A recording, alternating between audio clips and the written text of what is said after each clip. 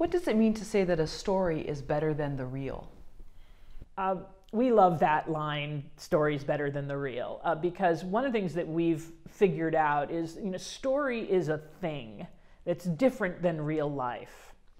And I mean, you could talk about that for 10 years. What does that mean, especially in the in the realistic filmmaking the phase that we're seeing, especially in the indies. But the truth is that a story isn't real life, and in some ways, something's a story in every way in which it's not real life, right? So, in real life, people are mainly mysterious to us. We don't know why they do what they do.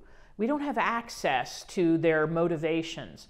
Story is not like that. We do have access to their motivations. We do know what's driving them. So watching a story, you get a little surge of guilty pleasure because it gives you something real life cannot legitimately give you and that you have no right to want in real life.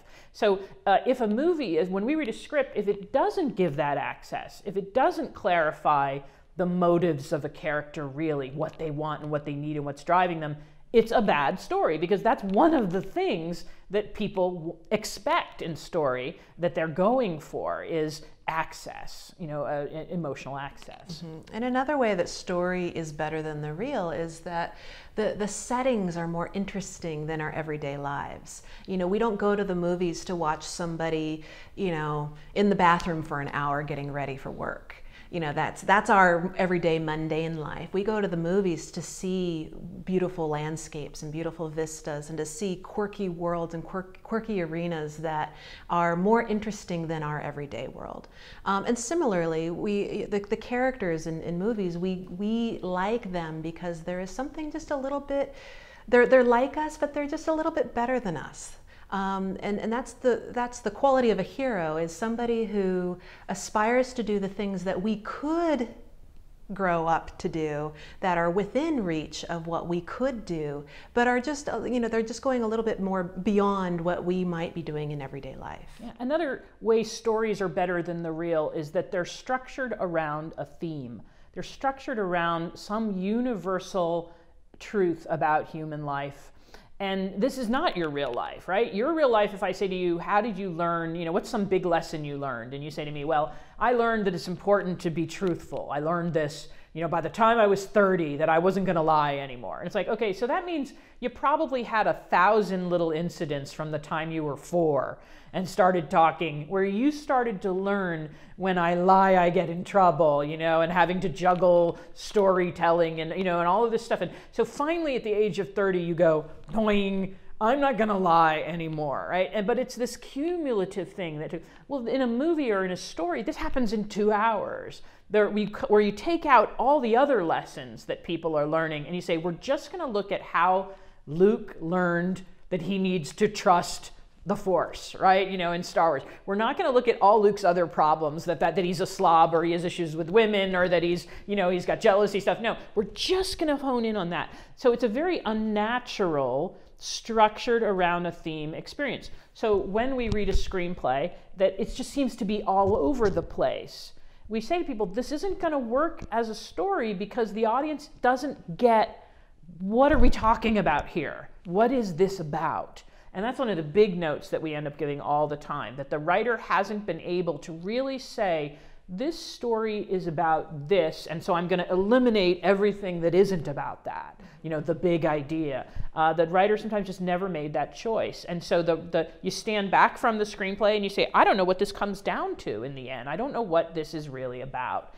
So a story is better than real life, because it gives us, it really cuts out everything that isn't on your main universal truth. And story also has a resolution, unlike real life, where it seems like we're always waiting for our Act 3 to happen. We often don't know what resolutions are going to be happening for us in our everyday world. But in a story, it needs to resolve, and that resolution needs to be satisfying. And it's the satisfaction that comes from that resolution that makes that story better than what we normally go through in life. And then on top of that, all the little elements of story are better than real life. So dialogue, to write a good line of dialogue, sometimes it'll take me 3 weeks, and then 10 drafts later, I'm still tweaking that comeback. Think about it as you have a fight with your friend, and then you sit there in the shower kind of replaying that, and you keep coming up with I should have said that. I should have said that line. Like, that's what movies are. The writer has gotten that perfect response. So you have this perfect back and forth repartee that real life never has. If people in real life talk the way they do in the movies, these would be crazy people. But in the movies, it's okay, it's expected, in storytelling. So the idea of everything being honed to be entertaining, to be compelling, to be a feast. A story is a feast as opposed to just running through the refrigerator, open the door, and grab a few things. That's real life, right? But a story is a feast. And so we say to our writers, what you've done here just isn't feasting enough. It's just not better enough than people's real life. And we always quote this one line: when the cinema verite movement was going through the 50s, everybody was trying to do realism, mainly coming out of Europe because they didn't have any money. But Hitchcock, the great master, said, some people want movies to be a slice of life. I want movies to be a slice of cake. And there it is. Yeah. That a movie is better than the real in that it's a slice of cake. And if it's, we don't see it on the screen, on the paper, because you're trying too much to be gritty and real, then it's like, why would anybody want to do this? And the last thing I would say too is that your movie needs to be at least as good as the real, but it needs to be better than the real. So in other words, it can't be such that people watch this movie and go, wow, people don't talk like that. That would never happen. Or this is so boring. This is like, right, So those are signs that the script isn't working, that your movie isn't even as good as the real.